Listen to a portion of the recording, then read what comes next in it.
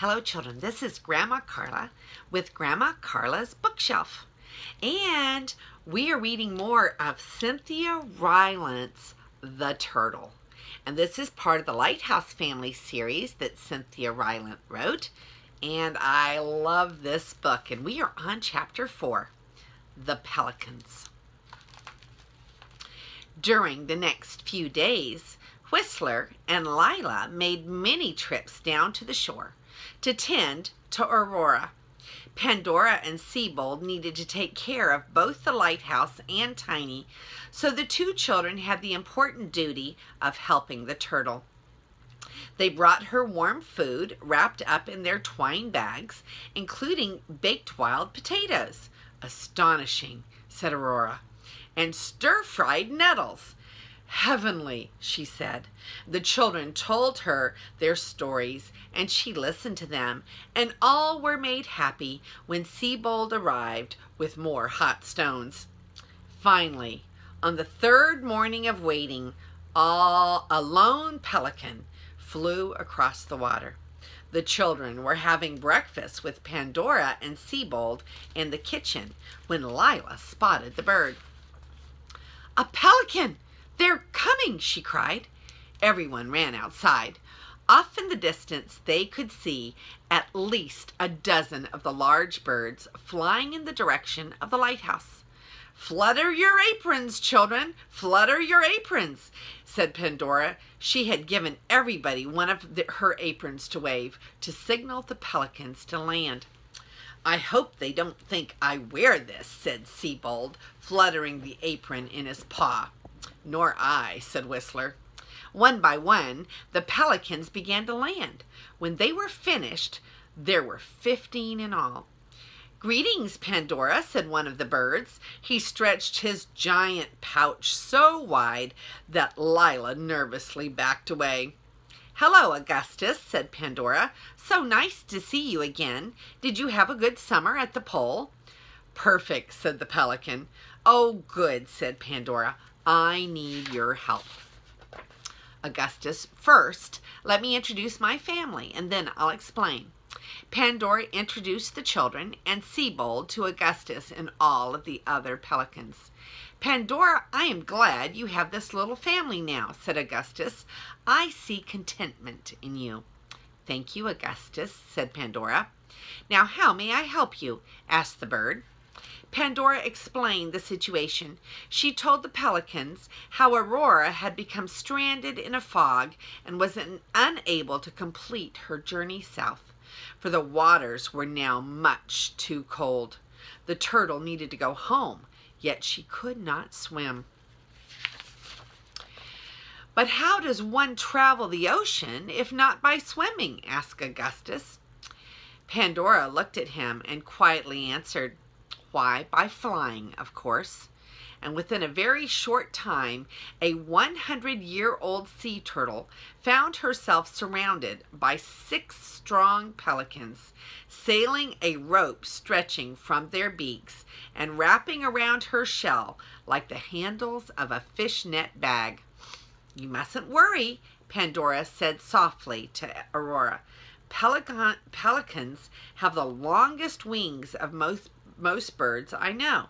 Their wings are like the sails of tall ships, and when the wind catches them, the birds will fly, and so will you." "You'll be home tomorrow," said Seabold, "by my calculations."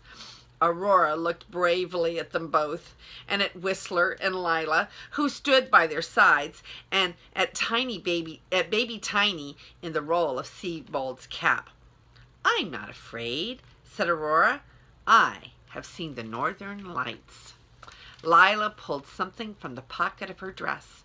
"Whistler and I made this for you, Aurora, to remember us by," said Lila.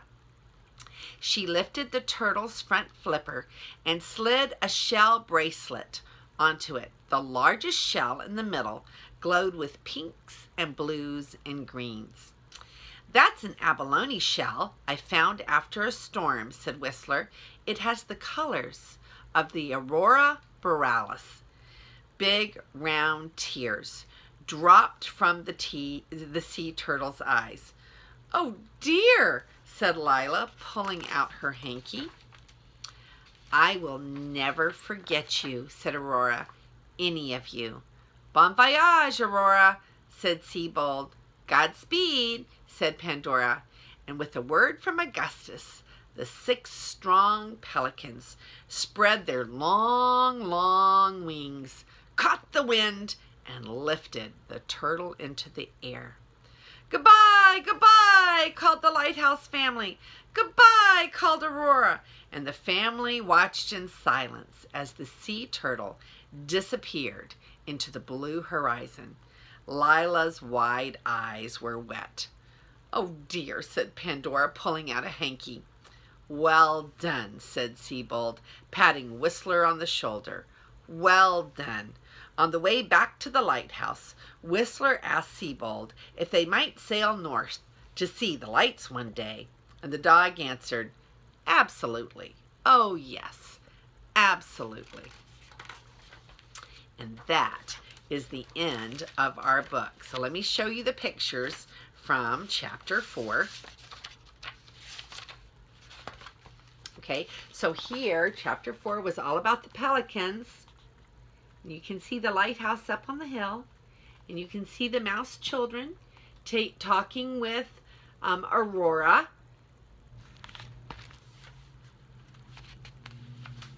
And then here's a picture of when they spotted the first pelican through the window. You can see them spotting the pelican. They're all sitting in the kitchen eating, and they see the first pelican. And then, of course, pelicans travel all together. So soon there were 15. Here's a picture of them all waving their aprons. Can you see them waving their aprons at the pelicans to get them to come down and talk to them? And there is Whistler talking to the pelican named Augustus. And here is Pandora telling the pelican about the plan.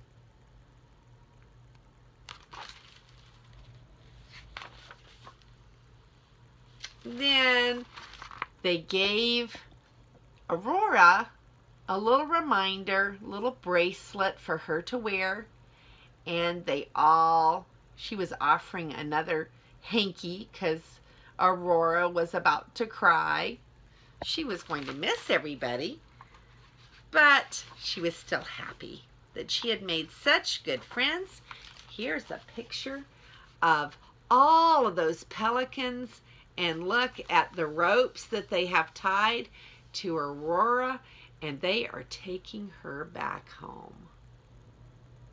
And she is one happy turtle. And there they all are saying goodbye, goodbye, as Aurora goes home. And there's the last picture of the seagulls flying them over, the pelicans, excuse me. The pelicans flying them over the ocean. And Aurora gets to go home. And that book was by Cynthia Rylant, one of my favorite authors. And we're going to read more of the Lighthouse family pretty soon. And this book was The Turtle. And this is Grandma Carla. And I love you.